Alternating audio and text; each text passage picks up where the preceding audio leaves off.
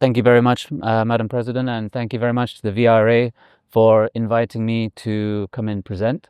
I'm going to cover a little bit about PRP in general and then about some of the evidence about PRP in combination with hyaluronic acid.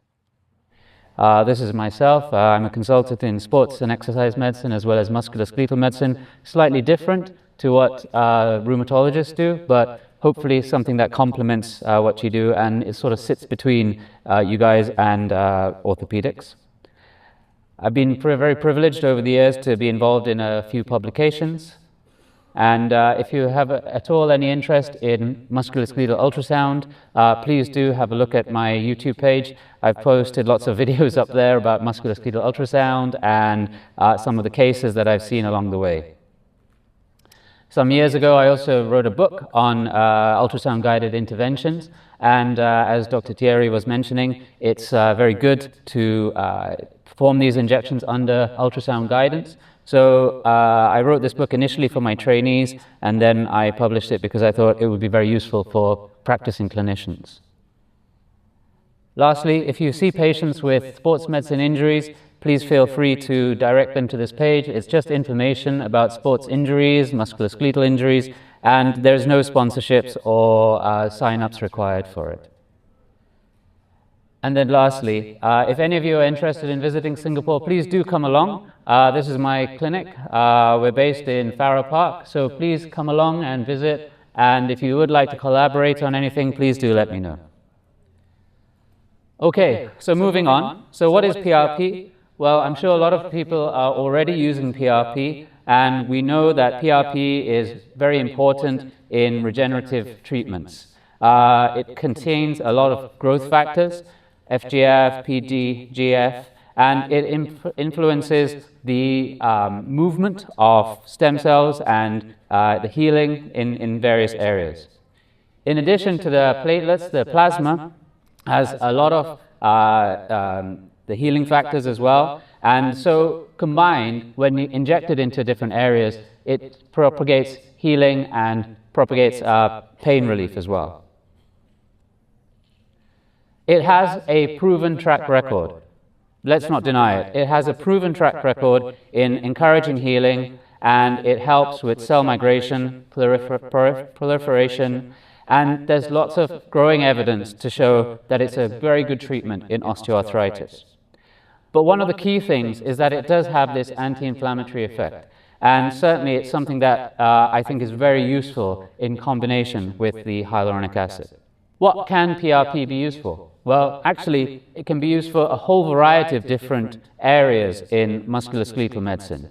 Now, as I mentioned before, I'm a sports physician, so I sit between orthopedics and rheumatology in some ways.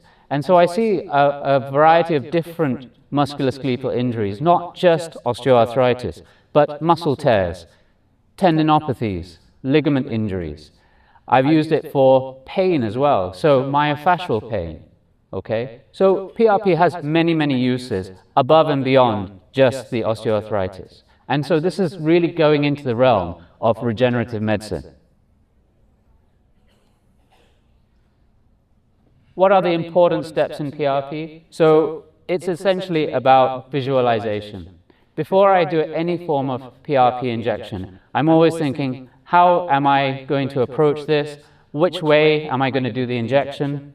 And I always lay out my equipment in sequence, okay? And it's really, really important that you treat it with utmost respect, because essentially we're taking the patient's blood and we're going back into that joint. And we want to try and minimize and mitigate any form of complication to optimize that treatment. And so even with the spine, I often do it in the day case setting. Now, you may be surprised to hear that PRP is useful for spine, but it's very, very useful. I use it for degenerative joint disease, ligaments, and I've had very, very good outcomes for patients who had chronic back pains. Chronic back pains, people who've had this for years, and they've come to see me, we've done the PRP treatments, and suddenly they've had a new lease of life. So in terms of regeneration, in terms of pain relief, I think it's incredibly powerful, and please do consider this. What are the main side effects with PRP? Well, of course, with any injection, there can be pain or discomfort at the injection site. You can have a temporary swelling or bruising. There can be redness and warmth from the increased blood flow. And what are the main risks? Well, infection or at the injection site, there can be tissue damage if it's not administered properly. And that's coming back down to the whole argument about doing things under visualization. And of course, if it's not done correctly, there's a small risk of blood clots. I would encourage you all, whatever injection that you're doing, it doesn't matter whether it's PRP, hyaluronic acid, or whatever, please do it under guidance.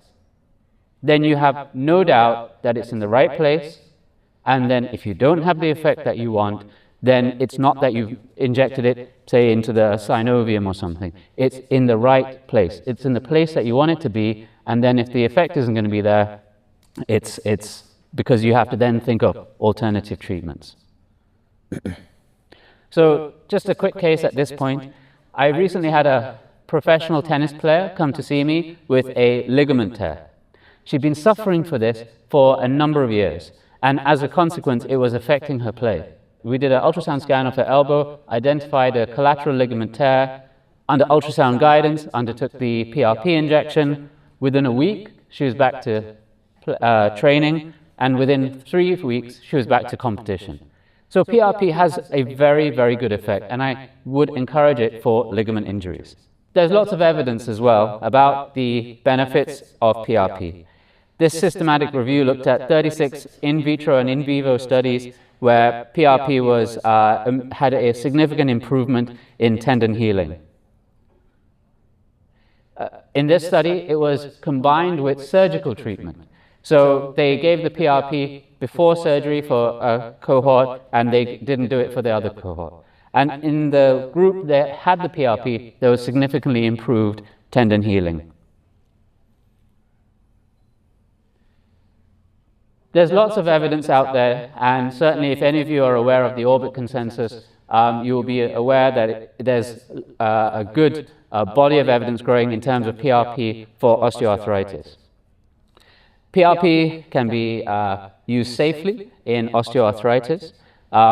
The treatment reduces pain symptoms, and it's usually the leukocyte-poor PRP which has a more beneficial effect than the leukocyte-rich. So what about the cellular matrix system? Well, we're taking PRP and we're throwing in hyaluronic acid as well. Now, hyaluronic acid, I won't dwell on it too long because we've just had a very excellent talk on that, but it has been shown, as Dr. Thierry mentioned, to show significant pain relief and functional improvements. The cellular matrix combines PRP and hyaluronic acid. It's a very simple approach, and I'll come on to that later on. It is considered as a medical device, and it has 40 milligrams of non-cross-linked hyaluronic acid. And in an ideal situation, you give 3 treatments, but of course, I don't always follow that. I sometimes take it on a case-by-case basis. This is the system. So essentially, we take the blood, we centrifuge it, and then once it's centrifuged, you have the plasma and the hyaluronic acid, which sits above the gel separator. Once combined, you inject this into the joint. The beauty of this, it's a closed system. Okay, so there's various different PRP systems where you have to transfer from one tube to another tube, and it does increase the risk of complications, so infection, contamination, and so on.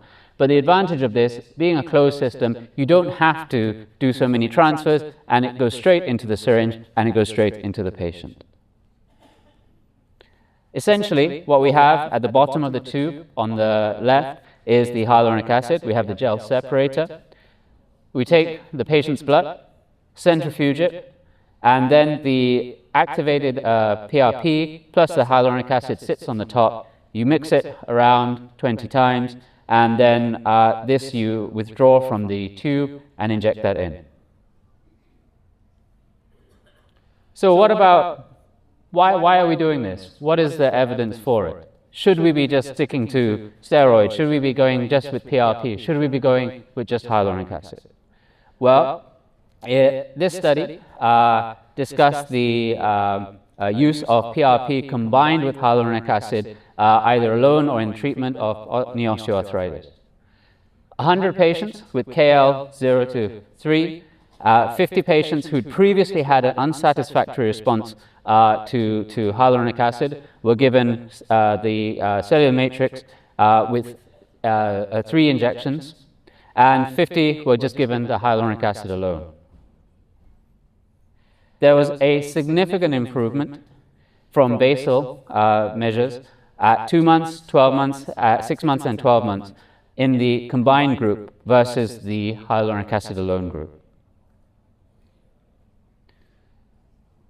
The PRP and the hyaluronic acid improved lubrication, it moderated inflammation, and it reduced the catabolic environment in the knee. It also reduced that progression of osteoarthritis, and in fact, this is how I sometimes describe it to my patients. What we're trying to do is we're trying to put the handbrake on that degenerative process. Sometimes we have an accelerated degenerative process in certain areas of our body, and particularly in the knees and the hips in patients who are active. And I see a lot of active individuals. And in these individuals, we want to slow down that process. We want to try and get them the most out of those joints for the remaining, for however long possible. So here's a study looking at the cellular matrix versus 2 types of hyaluronic acid. It was a 12-month prospective, double-blind RCT. There were 3 groups. Okay, the numbers are not particularly large, but hey, it's a good study. And they basically looked at 3 different grades of Kelvin tolerance, so grade 1 to 3. In the group 1, there were 3 intra-articular injections of the cellular matrix. In group 2, there was injections of one of the types of hyaluronic acid, and in the third group, the other type. And their outcomes were not just in terms of pain, but also in terms of the cartilage. And here, what we can see is overall, after 2 months, 6 months, and 12 months follow-up compared to baseline, the cellular matrix had a significantly better VAS score compared to the other hyaluronic acids. And also, in terms of function, so in terms of IDK and cruise, the cellular matrix had better improvements compared to the hyaluronic acid alone. So, I mean, given these kind of studies, it is fairly, it does guide us into why PRP and hyaluronic acid are very good in combination. Not only did it help with pain and function, though, the cartilage was measured, and compared to baseline, there were significant improvements in that thickness of the patellofemoral cartilage. So, is the combination of PRP and hyaluronic acid a good idea? In this study, 60 cases with grade 2 to 3 knee osteoarthritis was given hyaluronic acid, PRP, or a combination of hyaluronic acid and PRP. And the WOMAC and VAS scores were recorded at the baseline and before treatment and after treatment. And at 6-month follow-up, so 6 months, the group that had the PRP and the hyaluronic acid had the lowest WOMAC and the lowest VAS scores. Not only was that the case, but at the 3-month mark, they were the only group that had a significant improvement in their pain symptoms as well. The other advantage of this is that there were no significant complications noted. And I don't know if you practice putting steroid into knee joints, but we all know that steroid carries many other complications. It's a very good treatment in certain indications, but it's not my choice of treatment. Certainly, if I have patients coming in with chondromalacia, osteoarthritis, my first port of call will be either hyaluronic acid or PRP, or my preference would be PRP with hyaluronic acid. This was a meta-analysis and systematic review of PRP with hyaluronic acid as well. And again, it looked at 11 RCTs. There was a large number of patients in this. The PRP and the hyaluronic acid had a significant improvement versus PRP alone. So now we're not comparing PRP with hyaluronic acid versus hyaluronic acid. We're comparing PRP versus PRP with the hyaluronic acid. So we're looking at the benefit that the hyaluronic acid brings. And again, there was a significant improvement in the outcomes. In terms of the cellular matrix itself, coming back to that, you normally would use one tube in a session. And in an ideal situation, you would do the repeated injections. However, I understand that there are various implications in terms to the patient and in terms of the practice. And so what I would say is, if you are going to use it, regularly check on the patient. So my normal practice is I'll do the injection, I'll see the patient a week later, make sure that they're doing okay, make sure that they don't have any significant complications from the injection. I will then touch base with them at about 4 to 6 weeks afterwards. Now, to me, this is the most critical time period, because then I want to see what of the three outcomes has happened. Have they had no effect? Have they had a significant improvement in such that they're back to their normal physical activity and sports? Or have they had a 50 to 60% improvement? In that middle group, I will then discuss with them about whether we want to top it up or not. And certainly I've had a number of patients recently who are, in their 40s or 50s, and they want to get back to quite intense sport. So I don't know if any of you have come across the high rocks phenomenon that's happening in Southeast Asia, and a lot of people in their sort of 40s and 50s are going into this, and it's very, very high intensity exercise. And so they want to get back into that to a very high level. And unfortunately, when their knees and their joints are preventing them from doing so, it does limit their participation. So what I do is I do the treatment and we evaluate, and we constantly evaluate, In terms of pain management as well, even for grade 4 KL, it can be used. And again, at the end of the day, what are the next options after that? Are we thinking more orthobiologics? Are we thinking more surgical treatments? Well, I mean, compared to all of these, the PRP and the hyaluronic acid has far fewer side effects, and it still may benefit the patient. Knee meniscus. I've had a number of patients who've had meniscus tears who I've successfully treated with hyaluronic acid and PRP. They've come to see me because they've injured their knee, they've gone for an opinion from a colleague, and the automatic conclusion is that they need surgical treatment. They said, well, hang on, my knee's still functioning quite okay, but I want to improve the pain and the function a little bit more. And so we've tried the PRP and the hyaluronic acid. In some situations, I've even done the PRP directly to the meniscus, and it's improved. They've been back to sports, and they've avoided anything further. Just to finish off almost, we have two quick cases. If any of you were there at the dinner yesterday, you would have heard me talk about the benefits that I've personally experienced from PRP and the hyaluronic acid. I've had it for both my knees, I've had it for my hip, and it just keeps me able to continue with sports. And honestly, if you wanted a case study, I'm the case study. Okay, so I feel that it's not amiss for me to come and talk to you about it. And then another patient I had recently in his 50s, twisting injury, horizontal meniscus tear, chondromalacia of the knee, and basically I treated it with PRP hyaluronic acid to the knee joint and PRP to the meniscus, and he was back skiing within 2 months.